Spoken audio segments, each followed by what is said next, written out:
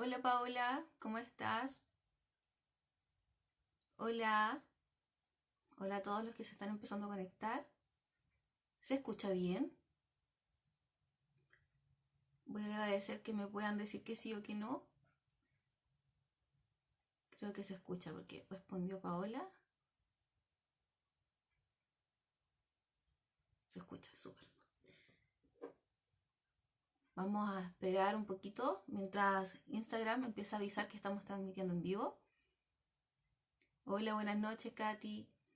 Hola a todos los que se están conectando. Hola, hola. Súper que se escuche. Que justo cambié la metodología de audio, entonces primera vez que la pruebo con un live, así que estaba un poco preocupada de que si funcionaba o no. Hola a todos, buenas noches a los que se están conectando. Vamos a esperar que Instagram empiece a avisar que estamos transmitiendo. Hoy día tenemos una tremenda conversación con un gran invitado que estoy viendo acá, que creo que ya me mandó la invitación para empezar a transmitir en vivo. Ahí está Sebastián, súper.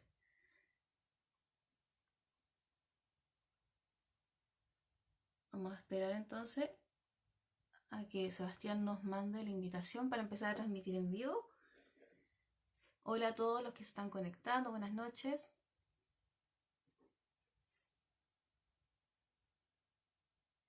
Hola Pía, hola Pamela.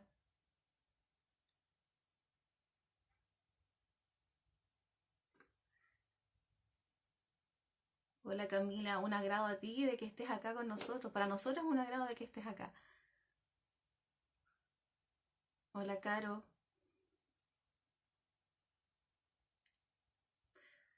Vamos a ver. Hola Paola.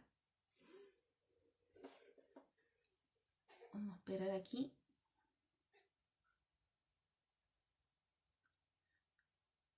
Vamos a invitar aquí a Sebastián a que pueda unir con nosotros.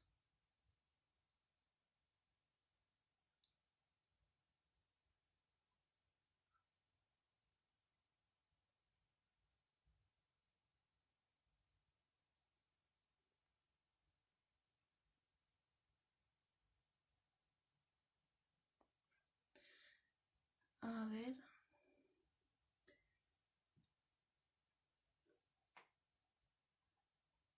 Esto de la tecnología de repente nos pilla un poquito.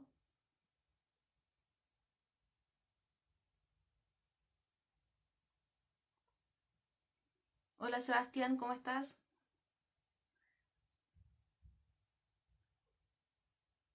Estamos esperando que nos envíe la invitación para empezar a conectarnos. Hola Nicole, hola Brenda, hola Dani. Vamos a saludar aquí a todos los que logro identificar su nombre. Hola Hippie.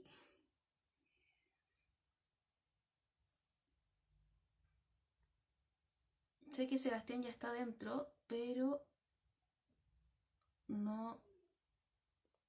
Ahí sí. A ver. Ahí está. Tian, hola. Hola, ¿me escuchas? Super. ¿Tú me escuchas? Quería contactarme de la pantalla del computador, pero parece que va a tener que ser el celular. Dame un segundito. Si lo hago así, vamos. Nosotros acá te esperamos. Pues mientras Instagram sigue avisando de que nos estamos transmitiendo en vivo, así que igual tenemos un tiempo. Pues mientras yo voy a saludar a todos los que siguen conectando. Hola Gabriela.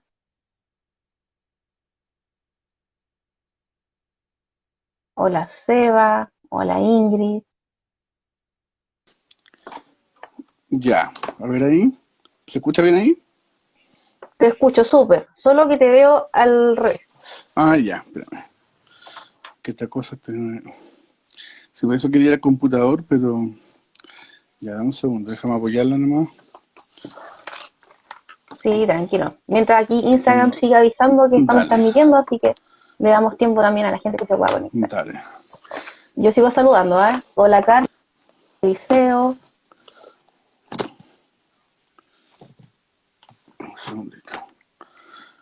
Tengo que hacer a la antigua nomás, a ver.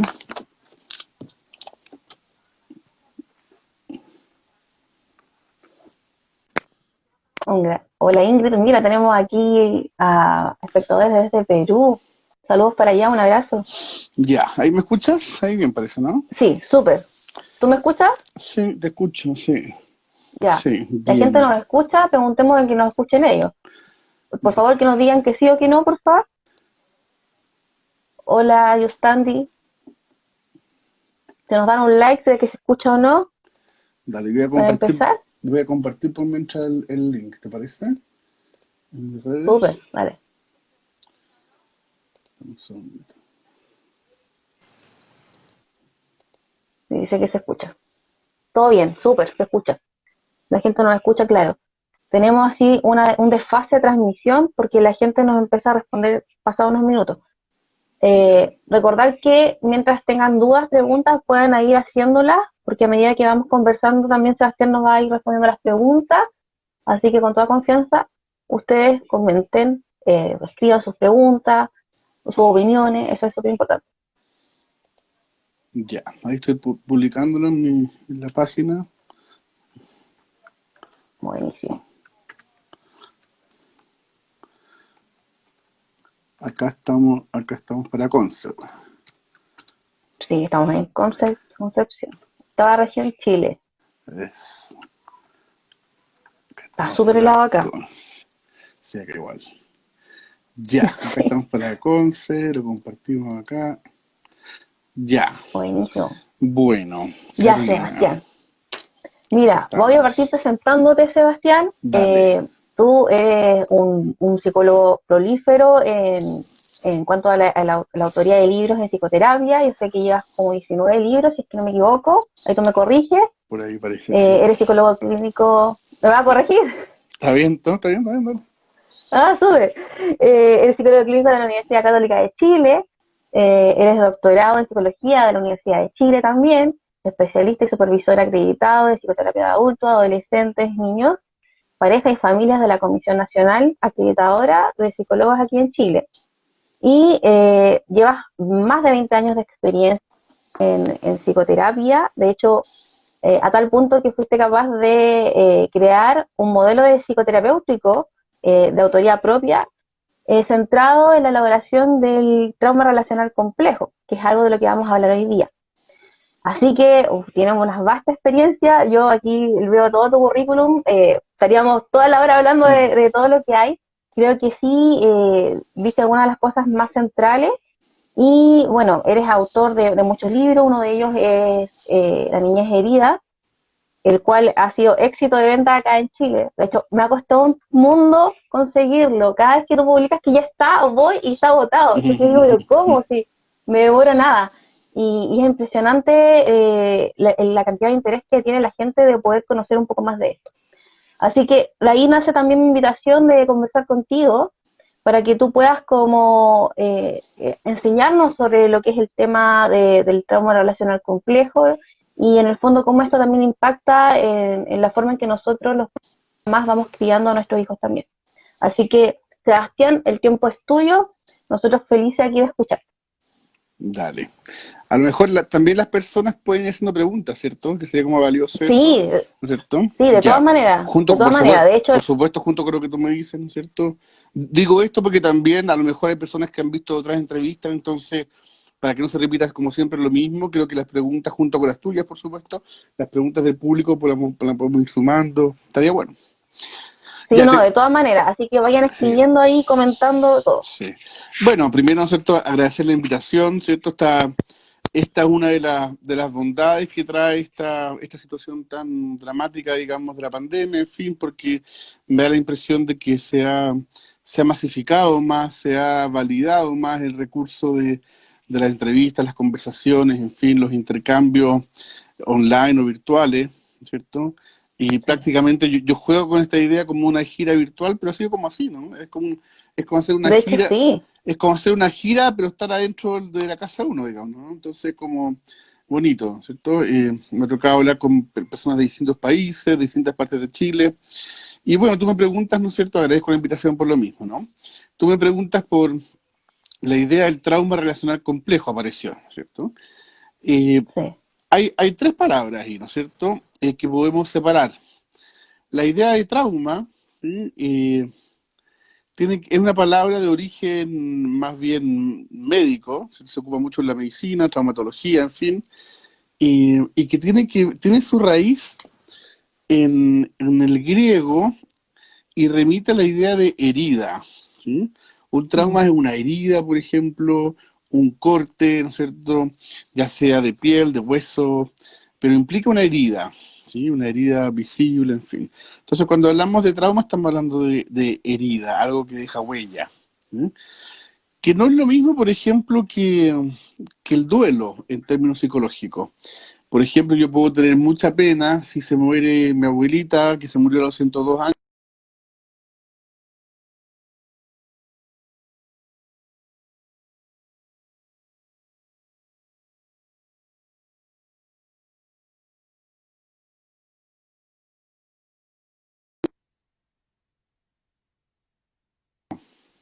sí, tuvimos un problema de conexión.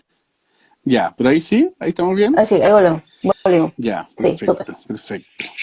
Ya, si pasa de Te nuevo doy, ahí, si pasa de nuevo reviso ahí mis conexiones, pues si soy sí. yo, ¿sí? Bueno, no sé si se alcanzó a escuchar, pero yo estaba comentando que la idea de trauma entonces implica herida, y la herida, si queremos hacer una primera distinción, el trauma no es lo mismo que el duelo. El duelo, por ejemplo, si se muere mi abuelita, voy a inventar, ¿no? Duele, pero no necesariamente deja una cicatriz, ¿no? Es decir, Mm, de alguna manera el trauma tendríamos que decir que es más grave que el duelo, ¿sí? claro. O sea, yo puedo terminar una relación de pareja, me voy a sentir muy triste, quizá, o muy feliz, no depende del caso, pero va a ser un duelo, por Claro. ejemplo, va a ser un duelo, ¿sí? Pero para que sea trauma, ¿cierto?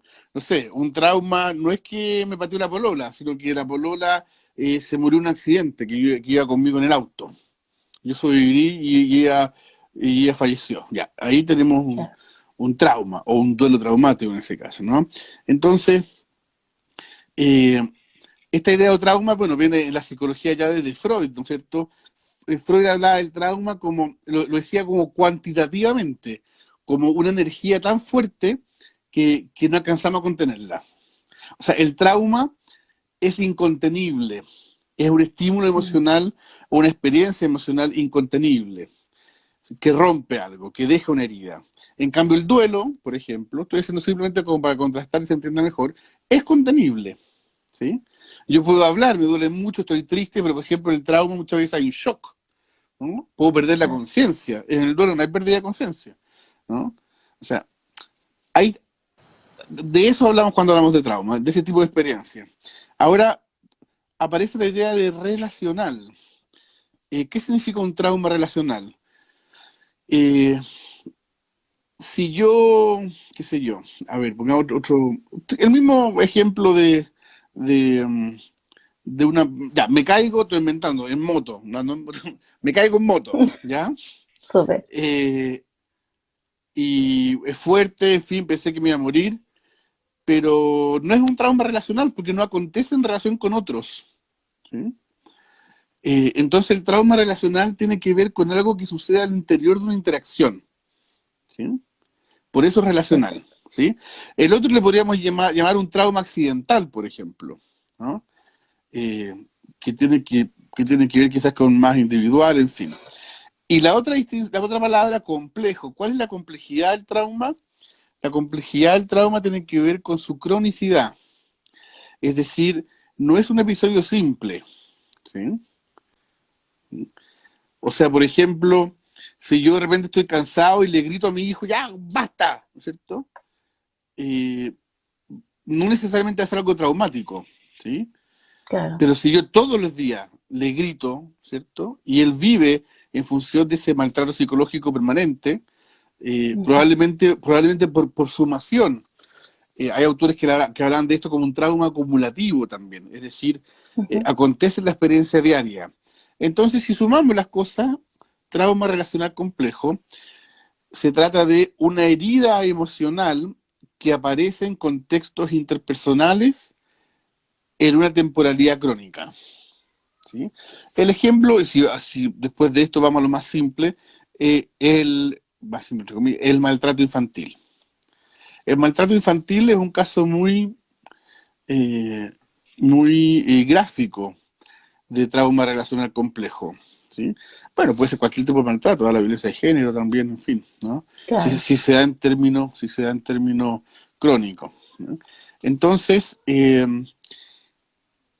efectivamente, cuando hablamos de trauma relacional complejo y lo asociamos a maltrato infantil, ineludiblemente estamos hablando de una crianza, ¿no? Una crianza traumatizante, una crianza traumática, si quieren, ¿no? ¿Fija? Ujú. Donde las personas que se supone que nos debieran entregar amor y seguridad, nos entregan violencia e inseguridad, ¿no? Claro. Y eso por años, durante años, ¿no es cierto? Entonces eso efectivamente deja una herida fuerte en el psiquismo, en la mente, ¿no es cierto?, en la experiencia, en la personalidad, la subjetividad, como queramos llamarle, ¿no? Por ahí está la premisa, digamos. De alguna forma, en el fondo, como para que quede claro, este trauma relacional complejo tiene que ver con una herida que es permanente en el tiempo, ¿cierto? Al ser permanente en el tiempo, Sebastián, quiere decir que nunca vamos a poder sanarnos de estas heridas o de alguna forma esto va a determinar lo que somos en función de los otros o no. Sí, yo diría, a ver, sin duda alguna que, que no hay determinismo, ¿no? Por ahí, cuando hablamos, Cyrulnik, ¿no es cierto? Boris Cyrulnik, el famoso autor de Resiliencia, decía una idea bastante simple, pero que es cierta, que una infancia infeliz no necesariamente determina la vida, ¿sí? Mm. Pero sí genera condiciones como para que ello pase. Es decir, tenemos que ejercer una fuerza contraria, porque el trauma influye, inevitablemente, ¿no? Entonces, por ejemplo, cuando él habla de resiliencia, se refiere a la posibilidad de que nos encontremos en la vida con otras relaciones reparadoras. Estoy inventando, imaginemos que un niño que fue muy maltratado, después encuentra un profesor, ¿no es cierto?, que cree en él, ¿no es cierto?, y que se transforma en su maestro y que le ayuda a estudiar, y después encuentra una pareja, ¿no es cierto?, con un vínculo muy amoroso, ¿ah? Y, en fin, entonces eso puede ir, y después va a psicoterapia, ¿cierto? Entonces, esas experiencias, esto es bien importante, ¿eh? La resiliencia no es una fuerza individual, ¿no? Mm. Porque hay un problema político ahí también, porque es como decir, bueno, que cada uno se salve solo. O sea, Claro. que cada uno, ¿cierto?, sea capaz de superar sus propios obstáculos. La resiliencia, incluso desde Cirúnica, implica un lazo con el otro. Es social, Mm. resiliencia social, ¿no? Entonces, yo te diría que la niñez herida, que puede ser también la adolescencia, ¿no? O sea, la niñez efectivamente es una etapa de más vulnerabilidad. No sé, porque pensemos un papá o una mamá que le saca la cresta al cabro chico. Ya, en Mm. la adolescencia tiene 15 años y a lo mejor le puede parar el golpe. ¿Te fijas? ¿Cuántas historias? Yo he escuchado Mm. miles de historias de eso. Y le para el golpe y dice, no me vuelvas a Sí. tocar. ¿Cierto? Y el cabro ya tiene cuerpo, ¿no? Pero a los 5 años eso es imposible, ¿no? Entonces, sin duda alguna que la posibilidad del trauma expuesto a la violencia tiene que ver con la situación de desamparo y dependencia, ¿sí? Tanto física como emocional, de parte del niño en este Mm. caso, ¿sí? Sin duda alguna que también los adultos estamos expuestos a maltrato, pero también un factor de riesgo es la asimetría, es decir, la diferencia de poder. Por ejemplo, parte un jefe, Claro. ¿no es cierto? O cuando hay violencia económica, en fin, en el caso de una pareja, en fin, ¿no? Entonces yo te diría que el trauma relacional complejo, el maltrato infantil, la niñez herida, que son términos relativamente sinónimos, sí afecta, no podríamos decir que no, sí afecta a la vida adulta, pero no necesariamente la determina, especialmente si contamos con experiencias amorosas posteriores, incluida la psicoterapia. Experiencia amorosa me refiero en sentido amplio, ¿no? De un Mm. vínculo sanador, reparador, donde hay confianza en el otro, un protector seguro, a eso me refiero. De hecho, muchos papás y mamás me preguntan como a diario eh, qué hacer o cómo hacer que la crianza que ellos ejercen efectivamente sea una crianza que aporte a desarrollar un individuo emocionalmente sano y no se transforme en el fondo en una réplica de lo que ellos vivieron en su niñez, porque de alguna forma todos cargamos una cierta mochila, por más que nos vamos encontrando con relaciones que son más satisfactorias, que son amorosas, que nos permiten ir creciendo, siempre hay algo de la psiquis, en la parte más inconsciente, que de repente se activa con ciertos factores o indicadores. Entonces, ¿qué le diríamos a los papás en ese sentido? Bueno, en mi experiencia como psicoterapeuta es muy común, ¿no es cierto?, encontrar madres y padres, quizás más madres, ¿no es cierto?, por el impacto emocional, por factores culturales también, mandatos sociales, que llegan a terapia diciéndome, bueno, yo voy a ser mamá, o estoy embarazada, o tengo mi hijo de 2 años, o de 5 años, y no quiero repetir lo que yo viví. Ya sea como un a priori, como que quiero prepararme, o porque primera vez que le pegué y se me prendieron las alarmas, por ejemplo, ¿no? Claro.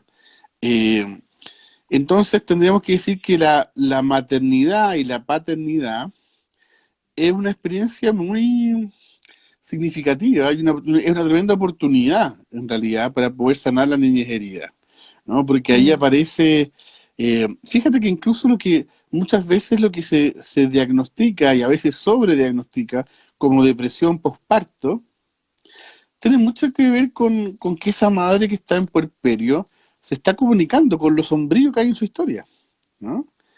Eh, no descarto que hay otros elementos de depresión, en fin, también hay elementos biológicos que se caen, pero muchas veces a nivel emocional la maternidad entonces, esto lo han estudiado muchos autores, desde Freiberg, Woodman, mm, mucha gente, ¿no? La maternidad entonces implica el retorno, de alguna manera, de esa niñez herida. Como que el bebé, digamos, la guaguita hace como de espejo, ¿no? Y ahí esa madre entonces puede conectarse con tantas cosas, ¿no? Con su propia maternidad, con la experiencia de ella siendo madre, de ella como hija, la relación con su propia madre actual o no. Entonces son muchas dimensiones, ¿no? Y eso hace que a veces eh, más encima con toda la carga que implica la crianza de por sí, las cosas prácticas, en fin, la falta de sueño, en fin, son muchos los estímulos que a veces hacen que sea una oportunidad bastante importante para poder, es como que se abre, ¿no? Es como que con el parto también hay algo que renace en términos de decir, bueno, junto con la guagua, ¿no es cierto? Naces tú de nuevo, hay una especie como de renacimiento que es importante aprovechar ahí porque están abiertas las corazas y la niñez herida está más a flor de piel. Entonces, esa es una oportunidad bastante, y ese motivo de consulta, tal como tú me dices, ¿no? Yo no quiero repetir los mm. errores, ¿no es cierto?, el maltrato de los errores de mis padres. Ahora, un alcance con eso, porque la persona que alcanza a decir eso está en un nivel de conciencia bastante elevado. Porque cuántas personas hay que dicen, no, mira, mi papá me sacaron la cresta y gracias a eso soy lo que soy, ¿no? Sí, Eh, se repite mucho. porque me maltrataron es que yo soy la persona derecha que soy, porque si no me hubiera desenredado, ¿cierto? Claro. Eh, claro, y ahí tenemos, ¿no es cierto? Efectivamente, si hubo experiencias de maltrato importantes, tenemos una serie de fenómenos que basados en la identificación con el agresor, eh, en la perpetuación, en el fondo, de la violencia, ¿no? Cuando un padre o una madre dice eso, está a 2 centímetros de hacer lo mismo con su hijo, porque es como hay un libro que se llama así, es como por tu propio bien, te pego porque Mm, te amo, ¿no? sí, Entonces, eso tiene mucho que ver con la crianza tradicional y hay muchos mecanismos psicológicos que contribuyen a la reproducción del maltrato. es verdad. Mira, aquí tenemos algunas preguntas, Sebastián, que la gente nos empezó a hacer. Dale. Acá tenemos una pregunta que dice, ¿los traumas van de la mano de los miedos que surgen en la etapa adulta? ¿Qué podríamos responder a eso? Muchas veces, ¿no? O sea, no quiero generalizar porque puede haber miedos de mucho tipo, ¿no? O sea, por ejemplo, puede haber un miedo que surge en la etapa adulta. Imagina que yo choqué a, lo- eh, a los 20 años, ¿cierto? Y casi me muero. y antes no me pasaba nada con manejar, pero ahora sí. Es un miedo que tiene un origen en un trauma accidental de la etapa adulta. Ujú. Pero, por ejemplo, ¿cierto? El miedo a las relaciones de pareja. ¿Sí? ¿Sí? La relación de pareja, por definición, el miedo al amor, digamos, ¿no? El amor implica un cierto grado de entrega, implica un cierto grado de exposición de nuestra propia vulnerabilidad, un cierto desnudo, no solo físico en la sexualidad, sino que también emocional, ¿sí? Para que la cosa funcione, hay un riesgo, ¿no? Sin duda alguna que amar implica un riesgo, ¿sí? Y hay muchas personas que le tienen terror a tomar ese riesgo precisamente porque han tenido experiencias de maltrato infantil. Entonces, como decir, bueno, Mm. si ni mi mamá me, me amó, ¿cierto? Me pegaba todos los días.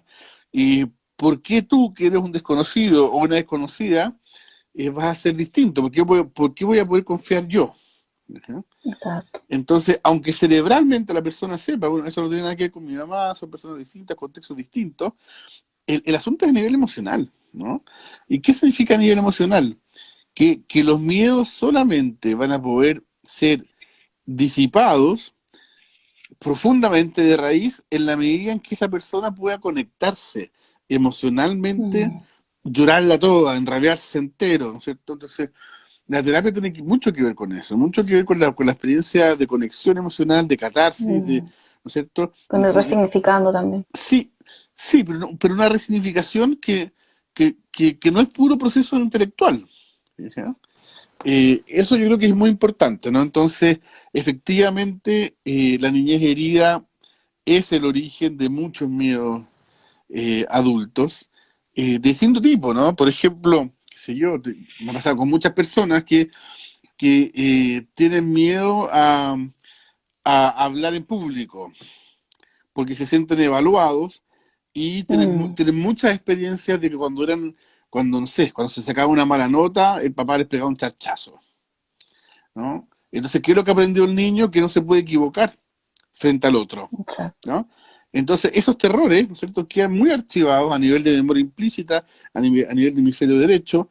Entonces, todo lo que yo pienso a nivel del hemisferio izquierdo resbala nomás, porque Da lo mismo. son experiencias emocionales, digamos, ¿no? Entonces, por eso Mm.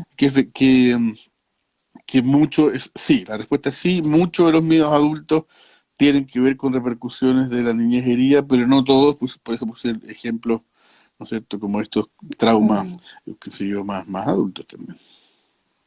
Y que en el fondo yo creo que los papás que estamos formando niños tenemos que tener claro que todo lo que nosotros hacemos, las experiencias que les vamos brindando, de alguna manera quedan incorporadas a fuego en la estructura cerebral de los niños. Tú hablabas del hemisferio derecho, específicamente una zona que se llama el hipocampo. Entonces, de alguna forma, también se va a ir liberando de acuerdo a los factores que se vayan encontrando en la vida. Yo creo que también, un poco como complementando lo que ibas diciendo, la ciencia dice que las experiencias van transformando la estructura del cerebro a medida que tú te vas conectando con distintas experiencias. Por lo tanto, de alguna forma también nos da como una esperanza de que si bien algunas experiencias nos marcaron y determinan ciertas cosas o activan ciertos miedos, también, como tú decías, si nos vamos encontrando con otro tipo de experiencias, podemos también reestructurar en el fondo estas nuevas conexiones neuronales. Sin duda, sin duda. Hay toda una disciplina hoy en día que se llama neurobiología interpersonal. Las personas que les interesa ese tema Sí, puede googlear. sí. Neurobiología interpersonal. Alan Shore, Daniel Siegel, hay grandes personajes que están involucrados allí. Y claro, lo que plantean es que hay algo curioso, porque nosotros pensamos que la cabeza, el cerebro, ¿cierto? Todo pasa como adentro de mí mismo, ¿no? Mm. Pero ellos dicen que el cerebro nace, crece, se enferma, sana en el entre, ¿no? ¿Sí? Es decir, es un cerebro experiencial. Bueno, en realidad muchas partes de nuestro cuerpo, la piel, por ejemplo, está muy expuesta a experiencias. Yo me puedo quemar, puedo sentir la temperatura, ¿no es cierto? En fin. Y el cerebro tiene algo de eso, ¿no? O sea, en el sentido de que no es una caja cerrada, ¿no? No es una especie como de caja fuerte que donde todo pasa dentro. Y esa es, por ejemplo, una crítica a Freud, que hablaba como del aparato psíquico, en fin, como una cosa como muy, muy encerrada en sí misma, ¿no? En cambio, acá estamos hablando de sistemas abiertos a la experiencia, donde tal como tú dices, ¿no? Que, bueno, en realidad no puede ser de otra forma, porque somos cuerpo y mente indisolubles, entonces las experiencias que tengamos, sí o sí, van quedando, van modulando el cerebro. Entonces el cerebro es mucho más parecido a una plasticina que a una roca. Exacto. Es muy plástico, especialmente en los primeros años de vida, ¿no? Es muy plástico, pero siempre. Sí. Tiene mucha plasticidad, afortunadamente, ¿cierto? Porque eso hace que seamos capaces de generar ciertas reacciones de adaptación, digamos, en fin, o soluciones o estrategias de enfrentamiento a situaciones, etcétera. Sí, exacto. Mira, Sebastián, acá tenemos otra pregunta. Dice, ¿qué pasa con un adulto que arrastra este trauma relacional?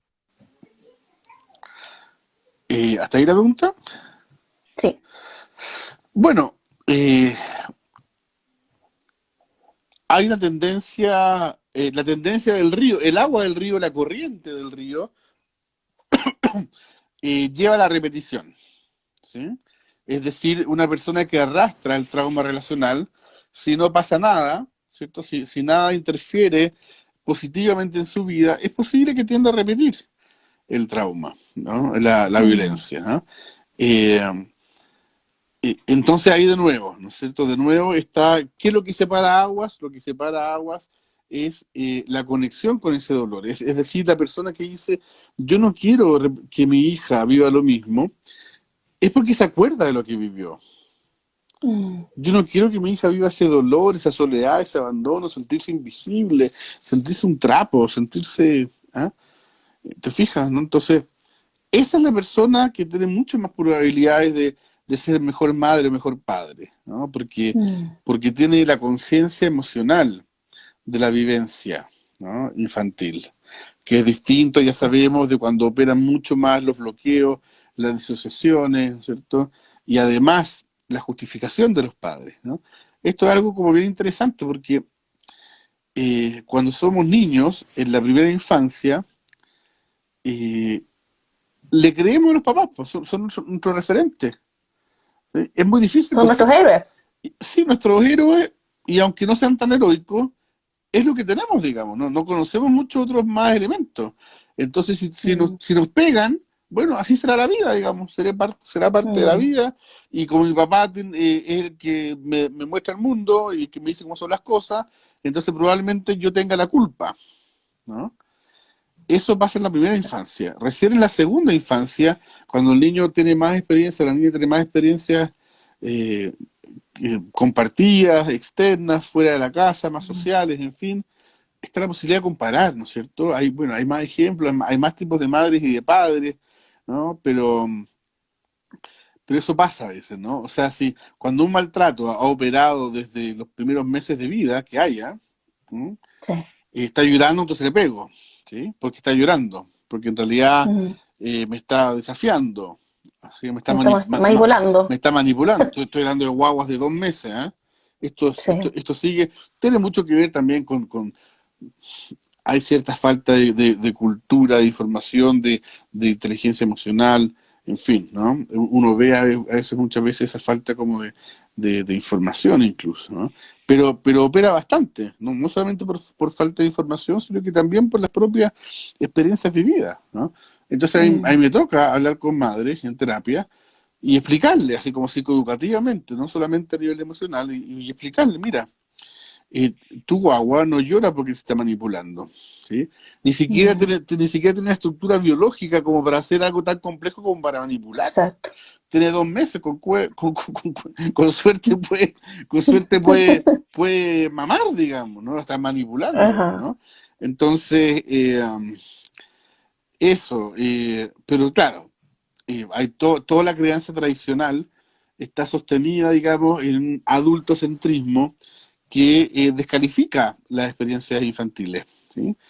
Y estamos todos expuestos a eso, ¿ah? Yo hoy día posté una cosa ahí que se compartió harto, no me parece que se compartió tanto, de una experiencia con mi hijo que sé yo, que estaba llorando, digamos, especialmente cuando estamos cansados nosotros, y escucho el llanto de mi hijo, tengo mucho menos menos capacidad, Tolerancia. menos tolerancia, ¿cierto? Menos tolerancia y menos capacidad para escucharlo. Y si además de eso, yo he crecido o parto del supuesto de que el llanto de los niños es manipulación, listo, la combinación perfecta para una crianza más bien violenta, ¿no? Sí.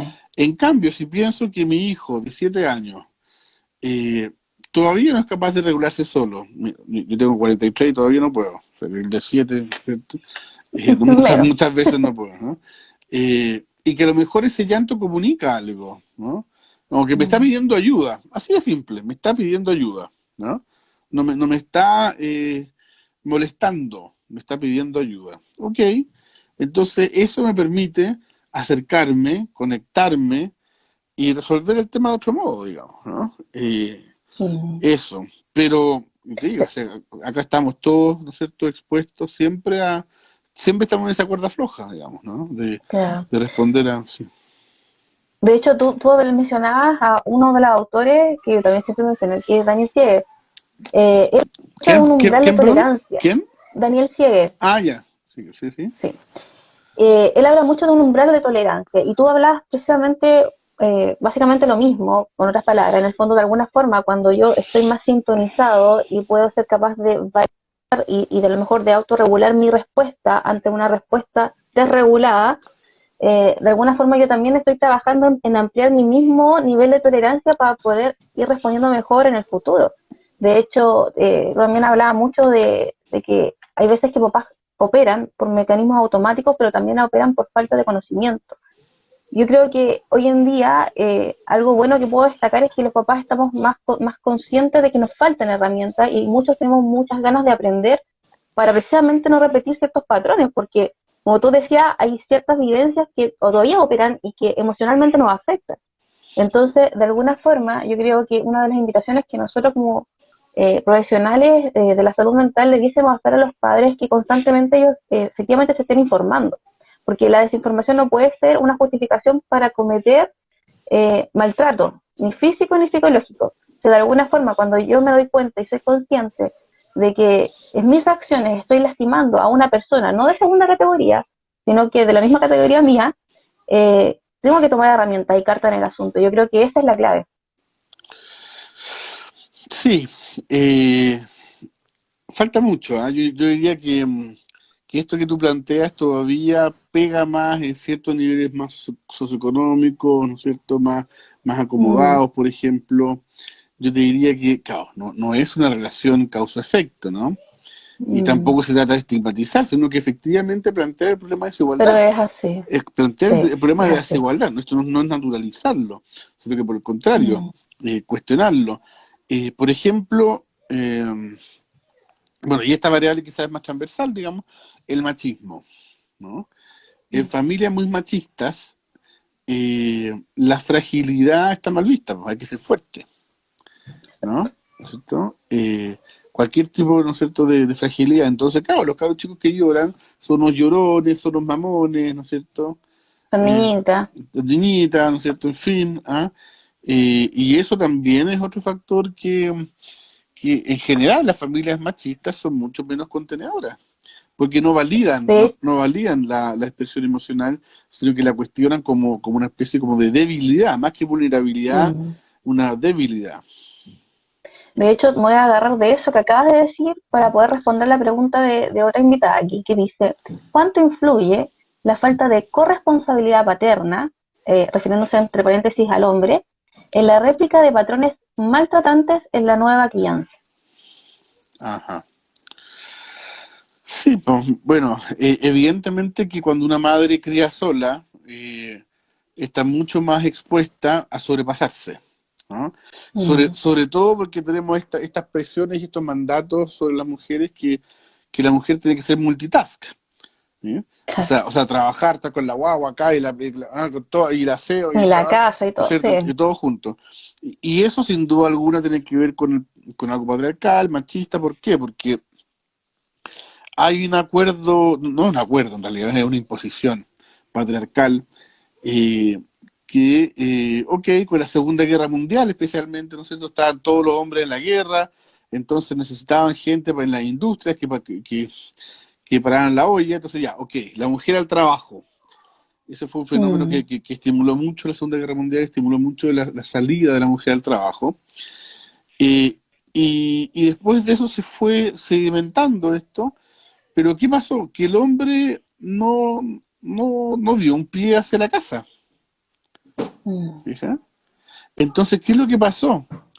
Eh, que yo encuentro que eso es algo problemático, porque tenemos que ser cuidado con la comprensión que hacemos de esto, ¿no? Porque no es es al contrario, porque puede sonar machista, pero sí que no se entiende.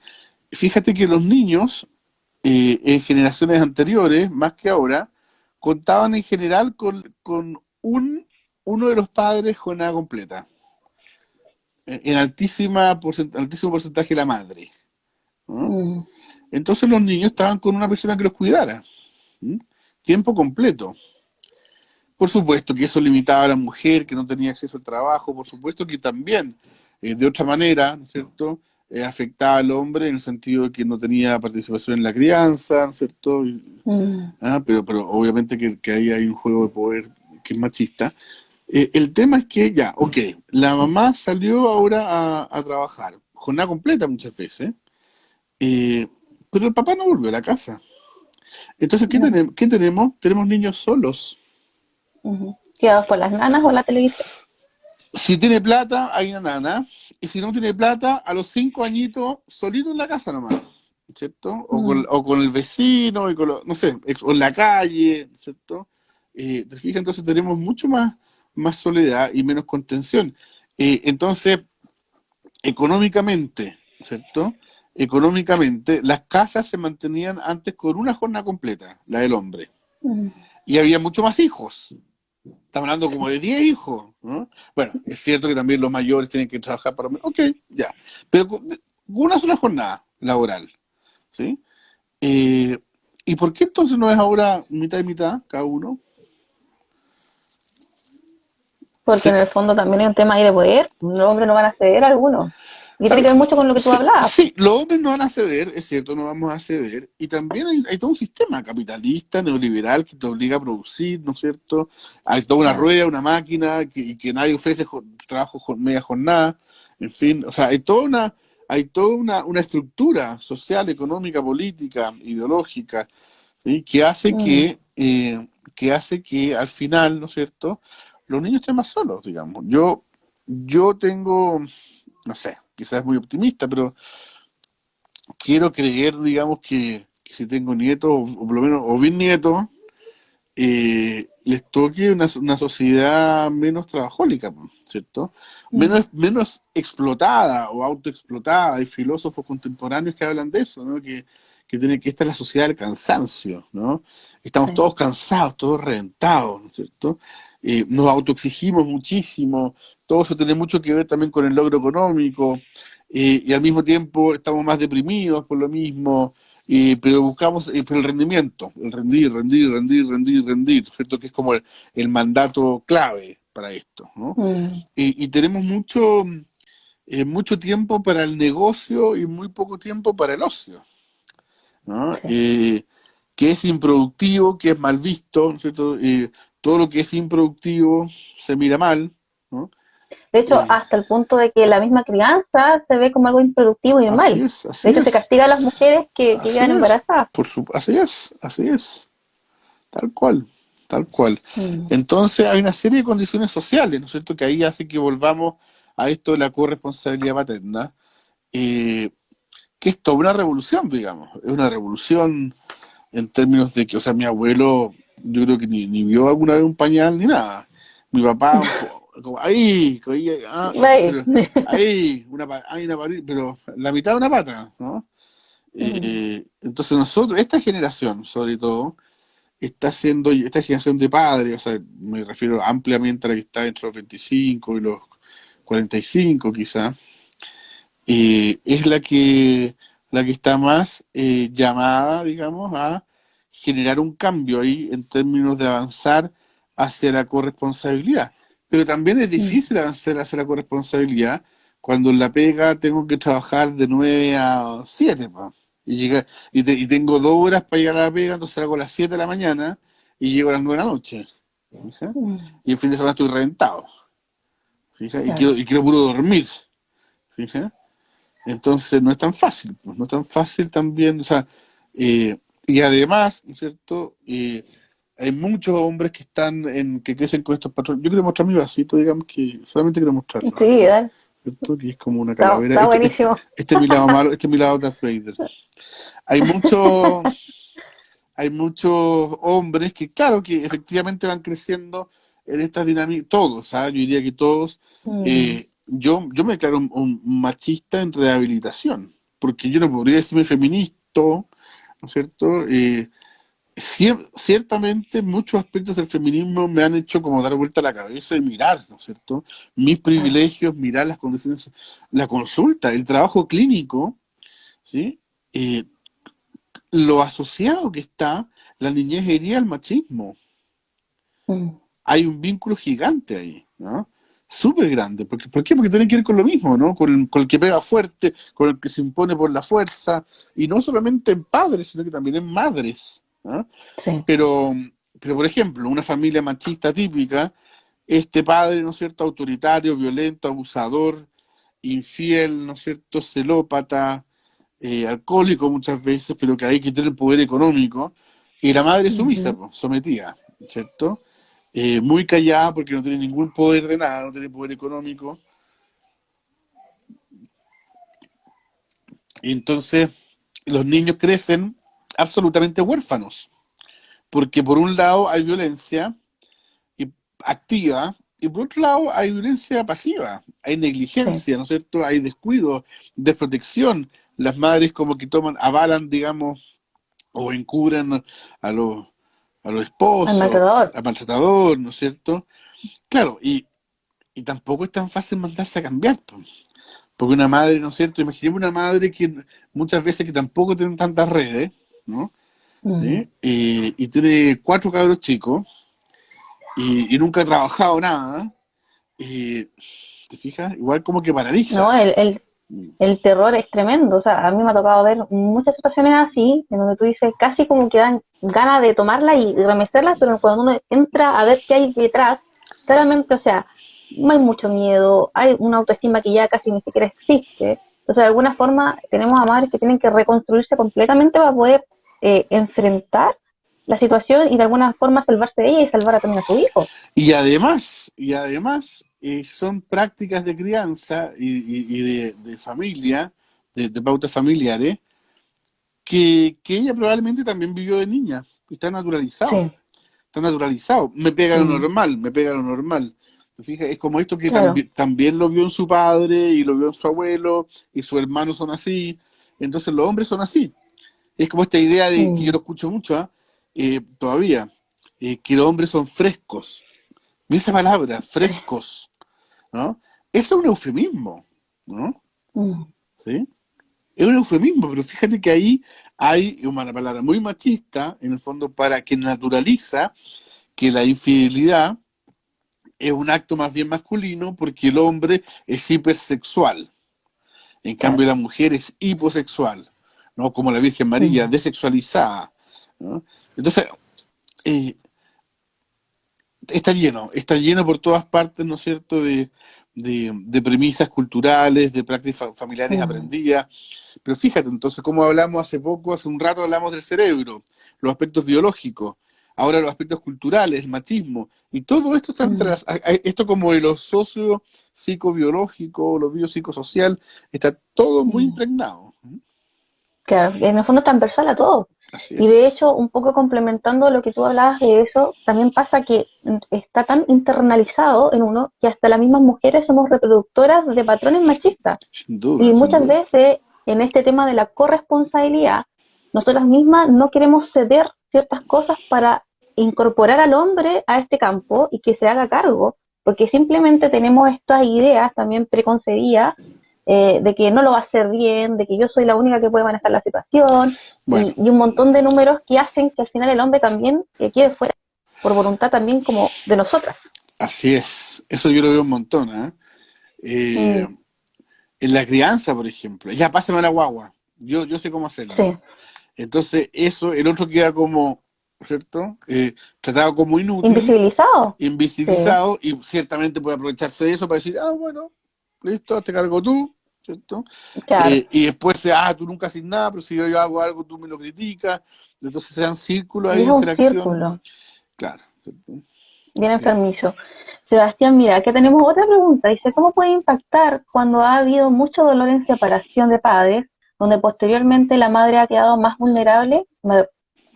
Entiendo que tiene que ver cómo puede impactar este tema de la niñez herida en esta situación, en este contexto. Que hasta ahí quedó la pregunta. Sí, pasa mucho, por ejemplo, sobre todo en la hija mujer, que es como la hija fuerte, ¿no? La hija Mm, pilar emocional, ¿no es cierto? Por ejemplo, imaginemos una mamá y un papá, acá entonces el papá se separan, el papá hace otra pareja, pero la mamá queda deprimida, con intento de suicidio, ¿no es cierto? Muy vulnerable. mm, Entonces casi como hay muchas veces pasa que hay una inversión de roles, ¿no? Donde esta hija muchas veces pasa a ser como la madre, eh, exacto. y eso implica, eso es típico motivo de consulta, muy común, ¿cierto? De decir, Sí. bueno, ya necesito dejar de autopostergarme, me he hecho siempre cargo de todo el mundo, ¿cierto? Y eso me ha traído problemas, estoy hasta acá, en fin, ¿no? A veces aparece en términos de síntomas, pues puede perfectamente aparecer expresado en una crisis de pánico, a veces en una crisis depresiva, en fin, ¿no?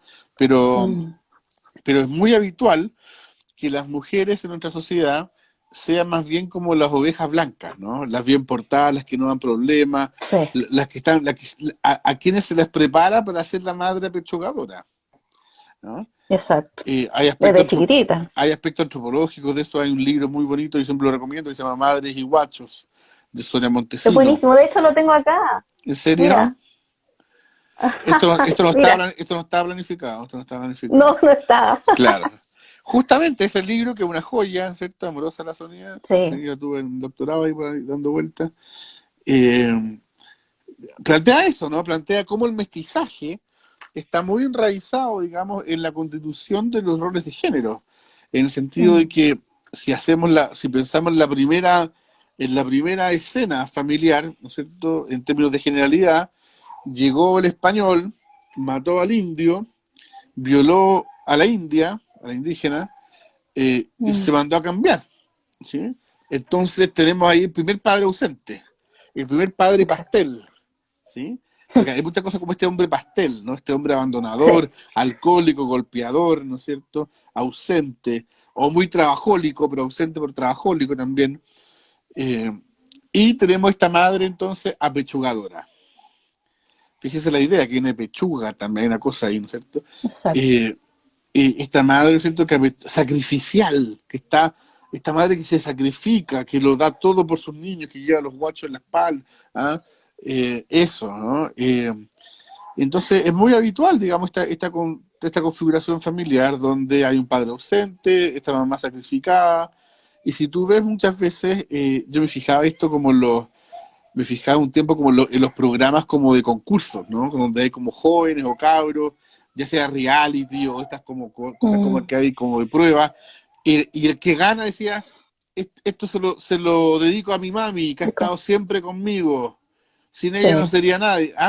Oye, pero aparecía cada rato, mucho más que el papá, ¿no?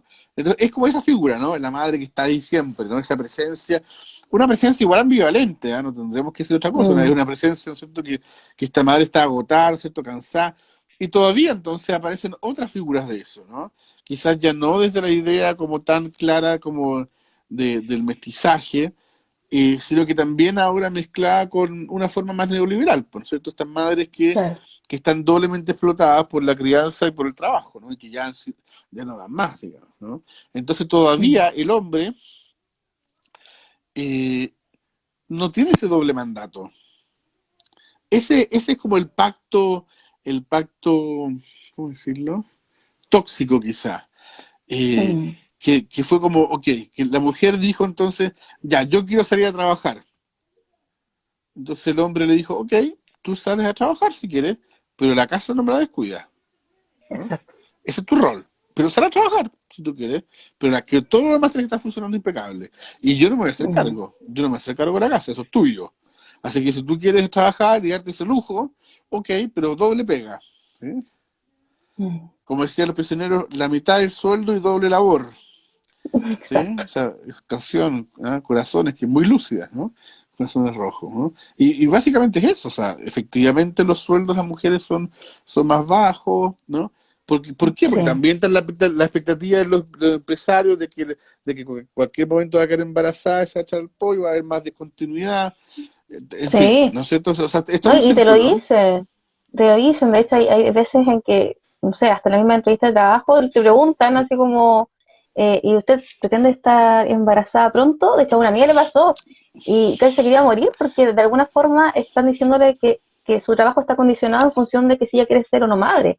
Entonces es tremendo. Bueno, al hombre nunca le preguntan, po. A mí jamás me han No, pues preguntado jamás. en ninguna parte eso, ¿no? Sea como por sentado, ¿no? Sí.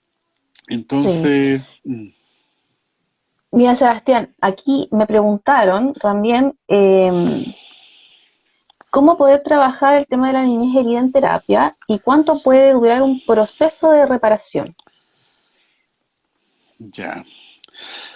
Bueno, yo estoy justo, mira, es bonito esto porque yo ese libro, La niñez herida, es pura experiencia, no es un manual sistemático. O sea, si hay algún psicólogo que quiere encontrar ahí unos pasos, ¿no es cierto?, para cómo poder trabajar, sabe solucionar. Hay picoteos, pero no está sistematizado. Si uno picotea bien, encuentra, pero no, son 1000 páginas, no es como para picotear ahí con... Hay que tomarse un tiempo. Claro.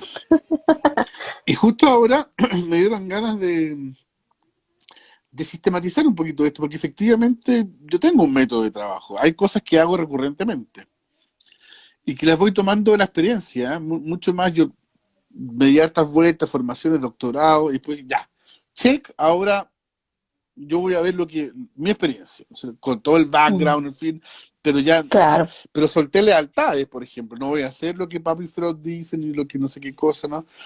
Eh, voy a centrarme en mis consultantes, lo que veo allí que funciona y vamos inventando, ¿no? De hecho, a mí me llamó la atención Sí. cuando criticaste algo de Freud ahí. Sí, pues sí, sí. A ver, yo creo que el pensamiento crítico tiene que ir para todos lados, para uno mismo incluso, ¿no? Exacto. Es súper saludable, digamos, ¿no? Es como, la creatividad y el pensamiento crítico son dos lados de la misma moneda, digamos, ¿no? O sea, Exacto. sin pensamiento crítico no hay creatividad, hay repetición de más de lo mismo, ¿no? Eh, entonces, ¿cómo se repara? Bueno, en el caso mío yo trabajo mucho a ver, con, con distintos tipos. Una herramienta fundamental que yo ocupo, no solamente yo, pero es la carta terapéutica. Por ejemplo, Excelente momento. el recurso de las cartas. Yo no trabajo ya como trabajaba antes en términos como súper abiertos, ya cuéntame cómo está y vamos hablando. No, yo soy más directivo ahora, ¿no? Como que me salté, fíjate, yo por el psicoanálisis, o sea, que el psicoanálisis y lo directivo como ya es un conductismo ya, ¿no? Súper, súper cuestionado. Pero al revés, yo diría que al revés, ¿no? Yo creo que hay herramientas, digamos, que si yo llevo 20 años viendo que funciona, ¿cómo no lo voy ah, Hacer. ¿no es cierto? ¿Cómo no lo voy a ofrecer, digamos, ¿no? Y voy a dejar un espacio súper abierto ahí, como si todos tuvieran plata infinita. Claro, el psicoanálisis clásico, 4 veces por semana por 20 años, digamos, ok, hay tiempo. Pero, ¿y si tenéis 15, si tenéis 10 sesiones? Ya 20 sesiones, ¿qué sí? Hay que ir a Nada. la papa, ¿no? Entonces, por ejemplo, yo trabajo mucho con cartas terapéuticas. Por ejemplo, ya, el papá abandonador, ¿no es cierto? Golpeador, o qué sé yo, el abuelo abusador, ¿no es cierto? Y cartas que son así como power, así como de la víscera. Si tienen que ver con Mm. la rabia, yo le digo, mira, que incluya 5 chuchas, 5 garabatos. Pero así, ¿ah? Así como, Mm. esa es la receta, Dale nomás. mínimo, mínimo. Entonces, permiso acá a la audiencia, entonces, así. Bien, Sebastián, espera, espera, dale, perdón. Mira, dale. me acaba de avisar que nos quedan 24 segundos. Se va a cortar, Ah, pero nos ya, volvemos a reconectar. dale. ¿Ya? Hagamos Para que la gente también que está ahí en sintonía no se espere. dale, hagamos el Eh, ritual. sí, que esta cosa quedan 13. Voy a cortar yo mejor antes. Ah, pero quiero guardar las preguntas antes que se pierdan, porque hay muchas preguntas más abajo. Bueno.